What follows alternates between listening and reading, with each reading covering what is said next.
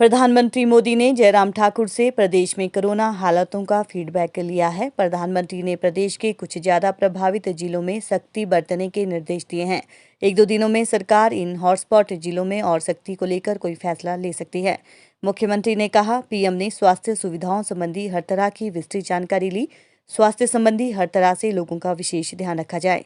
प्रधानमंत्री ने प्रदेश को हर संभव मदद का भी भरोसा दिया है। दवाई से लेकर वैक्सीन और रेमडेसिविर जैसी जरूरी दवा और ऑक्सीजन की कमी नहीं होने दी जाएगी। सीएम ने कहा, प्रधानमंत्री के पास हिमाचल प्रदेश संबंधी हर जिले और क्षेत्र की स्वास्थ्य संबंधी जानकारी थी। सीएम ने कहा, हिमाचल पूरी तरह कोविड से निपटने के लिए तैयार है। सबसे पहली प्राथमिकता लोगों का जीवन बचाना है, लेकिन केंद्र से प्रदेश ने C और D टाइप सिलेंडर की मांग की है।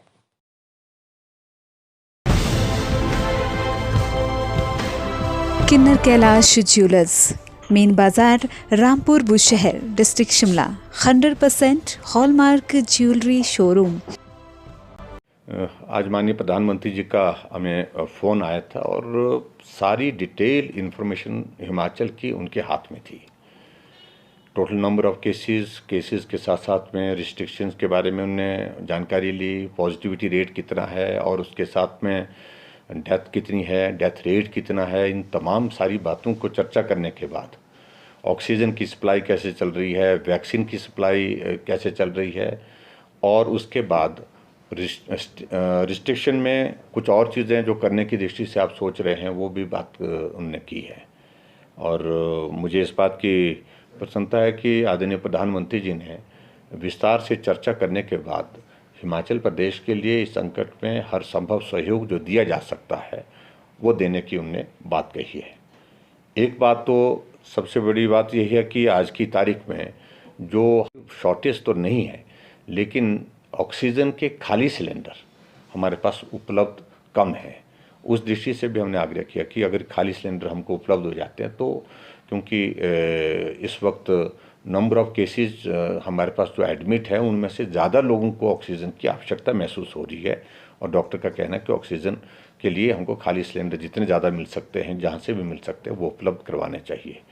दूसरी बात, इस बात के लिए भी जो लोगों के बीच में कुछ चीज़ों को लेकर के जो मेडिसिन से रिलेटेड इश्यूज थे, पर्टिकुलरली जो रेमडेसिविर का जिक्र आ रहा था बातचीत में, उसमें उनका कहना है कि वो मेडिसिन सभी मरीजों के लिए आवश्यक है।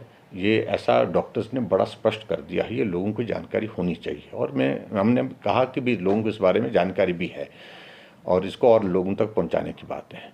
मेनली उनका फोकस ये था, एक पार्ट ये कि हम इस वायरस के संक्रमण को सीमित कैसे कर सकें, उसको पकड़ कैसे करें, उसको रोक कैसे सकते हैं, उसके लिए जो भी सख्त कदम उठाने की आवश्यकता है उस दिशा में आगे बढ़ो।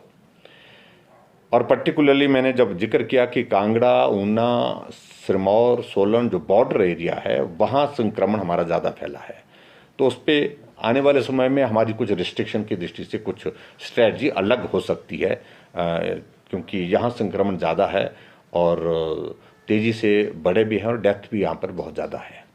हालांकि बाकी जगह भी है, मंडी में भी हम देख रहे हैं, अब तो सब जगह संक्रमण सब जगह फैला है, लेकिन यहाँ का कंपैरेटिवली ज़्यादा है। तो यहाँ इन 4-5 जिलों में इस बात को लेकर के विचार करके हम एक आज शाम तक या कल तक हम विचार करेंगे इस बात को लेकर के कि वहाँ और स्ट्रिंजेंट और सख्त जो है क्या किया जा सकता है ताकि मूवमेंट को वहाँ पर और ज़्यादा रोक सकें, संक्रमण को हम रोक सकें।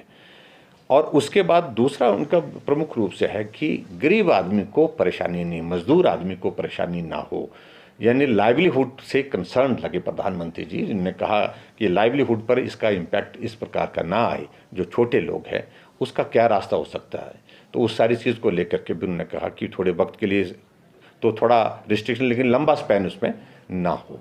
इस बात को देख लीजिए किस तरह से किया जा सकता है। तो एक एक चीज़ को लेकर के डिस्कशन हुई है उनसे। और ऑक्सीजन के सिलसिले में कई जगह इस तरह की परिस्थिति उन्होंने कहा कि हिमाचल में उपलब्धता तो है आपके पास, ऐसी अभी तक इस तरह की बात नहीं है, लेकिन फिर भी इस चीज़ को करें, कोशिश करें कि ऑक्सीजन की सप्लाई चेन मेंटेन रहे। कोटा बढ़ाने के लिए हमने बात कही कि हमारे अभी तक एट प्रेजेंट जो है वो 15 मीट्रिक टन जो है हमको कोटा निर्धारित हुआ, हमने इसके लिए हमने लिखा हुआ 30 करने के लिए हमने बोला हुआ है। इन बातों को लेकर के भी उन्होंने कहा कि इन सारी चीज़ों को लेकर विचार करते हैं कि भी जो किया जा सकता है करने की। लेकिन कई जगह इस बात को भी देखा गया है कि देश के बहुत जगह ऑक्सीजन का वेस्टेज भी बहुत ज़्यादा इस पे हो रहा है, तो इस बात को लेकर के भी थोड़ा सा ठीक करने की जो ज़रूरतें हैं, एक एक चीज़ के लिए बारीकी से उनने जानकारियाँ हासिल की है। और जहाँ मृत्यु दर में भी हिमाचल प्रदेश में हमने देखा कि काफ़ी नंबर, पिछले कल 56 टोटल डेथ हुई है, दुर्भाग्यपूर्ण स्थिति है वो हमारे लिए, वो काफ़ी ज़्यादा है, वो चिंता का भी विषय है। तो उस पे क्या, किस कारण से लोगों की मृत्यु हो रही है, यानी कि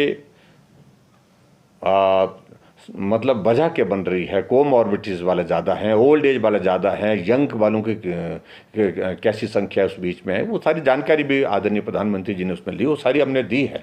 और उसमें हमने इस बात को देखा है कि यंग लोगों के बीच में मृत्यु हुई है, और उसकी बड़ी वजह जो डॉक्टर के साथ हमने जो डिस्कशन किया है डिटेल में, और उसमें ज़्यादा कारण यही है कि हॉस्पिटल पहुंचने में डिले।